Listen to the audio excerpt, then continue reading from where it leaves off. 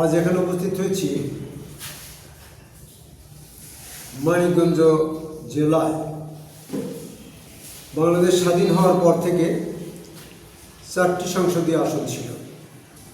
4 জন মানুষ এমপি হতে পারত এবং 4টা এমপির উন্নয়নের কর্মসূচিতে মানিকগঞ্জবাসী অনেক উপকৃত হতো। এমনকি স্বাধীনতার পরে 2002 সাল পর্যন্ত যতবার নির্বাচন হয়েছে মানিকগঞ্জের এই আসনে বিএনপির জন্মের পরে বিএনপি ছাড়া অন্য কোনো দল সেখানে বিজয়ী হতে পারেনি। এটা দেখে 2006 সালের পরে 111 সরকার, সেই ফখরুদ্দিন মঈনুদ্দিন সরকার স্বৈরাচারী হাসিনার আওয়ামী লীগের ইন্ধনে এখান থেকে মানিকগঞ্জের বিএনপির আসনকে, যেখানে বিএনপির আসন আছে সেখানে কমানো, তারা মানিকগঞ্জের 4টি আসনকে সংকুচিত করে 3টি আসনে রূপান্তরিত করে। ফলে আমার মানিকগঞ্জবাসী উন্নয়নের ক্ষেত্রে বঞ্চিত হচ্ছে। 8 সনের পাতানো নির্বাচনে মানিকগঞ্জে কোনো আসনে তারা জিততে দেয়নি। তার মানে হলো এই, তারা চেয়েছিল যে কোনো মূল্যে হাসিনাকে, আওয়ামী লীগকে ক্ষমতায় আনবে। ফখরুদ্দিন মঈনুদ্দিন সেই প্ল্যান কার্যকর করেছিল। আজকে আমি সেই ব্যাপারে বক্তব্য দিতে চাই। বক্তব্যের শুরুতে আমি শ্রদ্ধার সঙ্গে স্মরণ করি আমার শ্রদ্ধেয় নেতা, মহান স্বাধীনতার ঘোষক শহীদ প্রেসিডেন্ট জিয়াউর রহমানকে। শ্রদ্ধাবনত স্মরণ করি, শ্রদ্ধা জানাই আমার নেত্রী, আপসহীন নেত্রী, দেশনেত্রী বেগম খালেদা জিয়াকে, আমার নেতা জনাব তারেক রহমান, যিনি তারুণ্যের প্রতীক, বাংলাদেশের ভবিষ্যৎ প্রজন্মের রাষ্ট্রনায়ক। আমি তেনাদের প্রতি শ্রদ্ধা জানিয়ে বলতে চাই, এই গত জুলাই আন্দোলনের পরে 5ই আগস্ট যখন স্বৈরাচারী হাসিনা সরকার পালাতে বাধ্য হলে, দেশ থেকে পলায়ন করলো, তারপরে পরেই আমি সেপ্টেম্বর মাসের 15 তারিখে দায়িত্ব পেয়েছিলেন স্থানীয় সরকার মেরামত করার বা সংস্কার করার জন্য, এবং আরেকজন জনাব তোফায়েল আহমেদ, তাকে এবং সংসদীয় ব্যবস্থা বা সংবিধান সংস্কারের জন্য দায়িত্ব দেওয়া হয়েছিল ডক্টর বদিউল আলম মজুমদার, ওনাদেরকে। এই 2 জন আল্লাহর মতে সৌভাগ্যক্রমে আমি যখন উপজেলা পরিষদ অ্যাসোসিয়েশন অফ বাংলাদেশের সভাপতি ছিলাম, তখনই doctor Badiul Alam Majumdar, doctor Tofail Ahmed, doctor স্বাধীন মালিক, এরকম কিছু ব্যক্তিত্বের সঙ্গে ভালো সম্পর্ক সৃষ্টি হয়েছে। আমি জনাব তোফায়েল আহমেদকে সেপ্টেম্বর মাসের 16 তারিখে বললাম, তোফায়েল ভাই, আমার মানিকগঞ্জে 4টি আসন ছিল স্বাধীনতার পর থেকে 2002 সন পর্যন্ত। স্বৈরাচারী ওই ফখরুদ্দিন মঈনুদ্দিন সরকার আওয়ামী লীগের বুদ্ধিতে, হাসিনার বুদ্ধিতে মানিকগঞ্জের 1টি আসনকে কেটে 3টি আসন করেছে। তাতে আমরা মানিকগঞ্জবাসী উন্নয়নের দিক থেকে বঞ্চিত হচ্ছি। আমি আশা করব আপনি আমার এটাকে আবার মানিকগঞ্জের 4টি সংসদীয় আসন পুনর্বহালের জন্য আপনি একটু সচেষ্ট হবেন। উনি আমাকে বললেন, আচ্ছা ভাই, আজকেই তুই আপনি দরখাস্ত দেন। ওই আজকে কেমন, আমি তো জনগণের সিগনেচার তুলে দেবো, কোনো সিগনেচার লাগবে না, আপনি এখন দরখাস্ত পাঠাবেন। 16ই সেপ্টেম্বর 2024 আমি জনাব তোফায়েল আহমেদের কাছে একটা লিখিত কম্পিউটার করে দরখাস্ত পাঠিয়েছিলাম 4টি আসন যাতে মানিকগঞ্জ হয়। উনি আমাকে বললেন, আমি রিপোর্ট পাঠাবো, আপনি 15-20 দিন পরে, 1 মাস পরে আপনি নির্বাচন কমিশনে দরখাস্ত দিতে হবে। আমি তখন 1 মাস পর উনি যখন আমাকে বললেন, আচ্ছা ভাই, নির্বাচন কমিশনে দরখাস্ত পাঠাবো, তখন দেখি আমি রিপোর্ট পাঠিয়েছি। তখন দেখি উনি রিপোর্ট পাঠিয়ে দিয়েছেন ঠিকই, কিন্তু ওই আওয়াল কমিশনে যাওয়ার আমার ইচ্ছা ছিল না। আওয়াল কমিশন পরিবর্তন হওয়ার পরে বর্তমান কমিশন যখন আসলো, তখন আমি ডিসেম্বর মাসের প্রথম দিকে নির্বাচন কমিশনে যাই আমার দরখাস্ত নিয়ে। মানিকগঞ্জকে পুনরায় 4 আসন পুনর্বহাল করার দরখাস্ত নিয়ে আমি নির্বাচন কমিশনের কাছে গিয়েছিলাম। সেখানে নির্বাচন কমিশনার জনাব AR মাসুদ সাহেব, উনি আমার আত্মীয় বটে, প্লাস ওনার সঙ্গে আলোচনার কারণে জানতে পারলাম পরবর্তীতে উনি আমার ক্লাসমেট।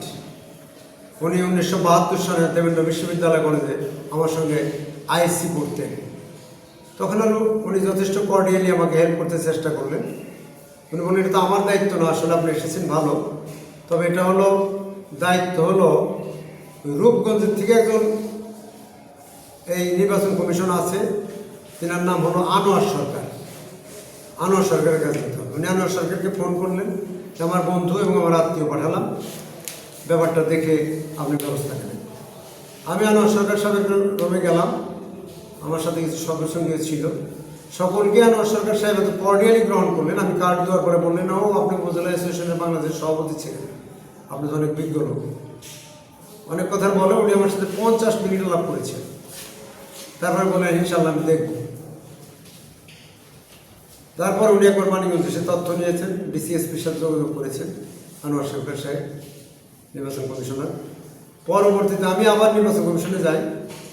তখন আনোয়ার সরকার সাহেবকে পাইনি সেদিন, কিন্তু আমার সেই AR মাসুদ সাহেব, আইন বিশেষজ্ঞ, তিনি বললেন যে নির্বাচন কমিশনার AR মাসুদ সাহেব, তিনি বললেন, ঠিক আছে, আমি প্রচেষ্টা চালাচ্ছি, আপনি নিশ্চিত থাকেন, সারা বাংলাদেশে একটি সিটও যদি বর্ধিত হয়, মানিকগঞ্জটা হবে ইনশাআল্লাহ। পরবর্তীতে আবার কিছুদিন পূর্বে শুনানি হলো। আমি শুনানির খবর পেয়ে বললাম ওনাকে যে আমি আসবো কিনা। উনি বললেন, কোনো প্রয়োজন নেই, শুনানি হয়ে যাবে, আপনার দরখাস্তই শুনানি মুভ করবে, আমরা দেখব। পরবর্তীতে গত 3-4 দিন আগে লক্ষ্য করলাম, ফেসবুকে দেখলাম আসন বিন্যাস হয়েছে, সেখানে গাজীপুরে একটি আসন বাড়ছে, অন্য কোনো আসন বাড়ে। মানিকগঞ্জ 3 সিটে আছে এমনভাবে লেখা। আমি ওনার সাথে যোগাযোগ করলো, উনি বললেন, না, এটা সঠিক না, এখনো চূড়ান্ত কিছু হয়নি, নিরাশ হওয়ার কোনো কারণ নেই, মানে 4টে আসন হতে পারে।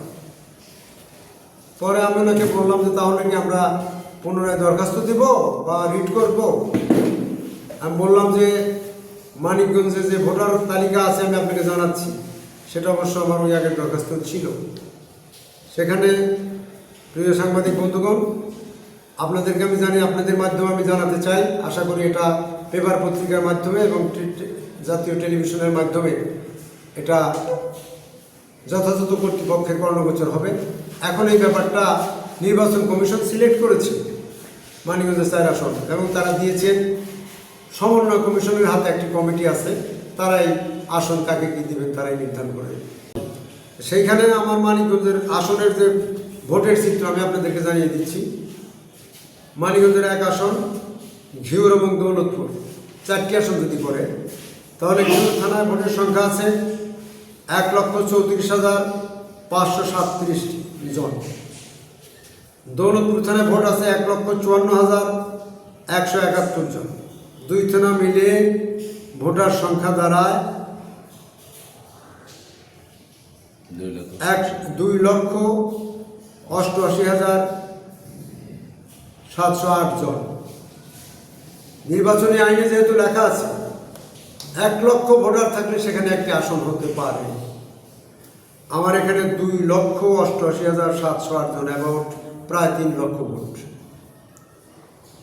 ভৌগোলিক দিক থেকে চিন্তা করলে এটা ঘিউর দৌলতপুর আর এই শিবালয়, এটা ঘিউর এবং দৌলতপুর দুটাই অনেক বড়। এর সঙ্গে যদি আবার যে 3 আসন করার কারণে শিবালয়কে যোগ করছে, সে আসনটা বিশালভাবে বড় হয়ে যায়। দেখবেন সেখানে শিবালয়ের ভোটের সংখ্যা আছে 1,58,956 জন, 56 জন। তাহলে ঘিউর দৌলতপুর শিবালয়ে ভোটার সংখ্যা হবে 4,65,000 মতো। এটা অনেক, এরিয়াটা এত বড় হবে যা বলার মতো। কাজে আমি দাবি করব ঘিউর দৌলতপুরকে পূর্বের ন্যায় মানিকগঞ্জ 1 নম্বর আসন হিসেবে চিহ্নিত করে সেটাকে ডিক্লারেশন করা হোক, কর্তৃপক্ষ তা করবেন, এটা আমরা আশাবাদী। এই দাবি আজকে আমরা জোরালোভাবে পেশ করছি। ঘিউর দৌলতপুর নিয়ে মানিকগঞ্জের সংসদীয় আসনে এক ঘোষণা করা। দ্বিতীয়ত, মানিকগঞ্জের 2 আসন হয়ে আগে ছিল হরিরামপুর এবং শিবালয় থানা। সেইখানে হরিরামপুর থানায় ভোটার আছে 1,43,022 জন, আর শিবালয় থানায় ভোটার আছে 1,58,956 জন। মোট মিলে মানিকগঞ্জ সংসদীয় আসন 2 হরিরামপুর শিবালয়ের ভোটের সংখ্যা হয় 3,01,978 জন। কাজে সেখানে একটা ভোটের একটা আসন হতে কোনো বাধা আছে বলে আমি মনে করি না। যেহেতু নির্বাচনী আইনে বলা আছে 1 লক্ষ লোক যদি থাকে সেখানে একটা ভোটার আসন হতে পারে, কমপক্ষে একটা। আমার তো 1 লক্ষ বেশি আছে। আর মানিকগঞ্জ 3, মানিকগঞ্জ এবং সাটুরিয়া পূর্ণ থানায় ভোটার সংখ্যা আছে 1,52,337 জন। সদর ইউনিয়নে ভোটার সংখ্যা আছে 2,78,327। সেখান থেকে 3 ইউনিয়নের ভোটার সংখ্যা 65,000 বাদ দিলে এখানে ভোটার সংখ্যা থেকে 2,13,000। 2,13,000 আর 1,52,337 মিলে যোগ করলে দেখা যায় সাটুরিয়া মানিকগঞ্জে ভোটার সংখ্যা দ্বারা 3,65,337 জন। কাজে এখানে ভোটার প্রচুর আছে।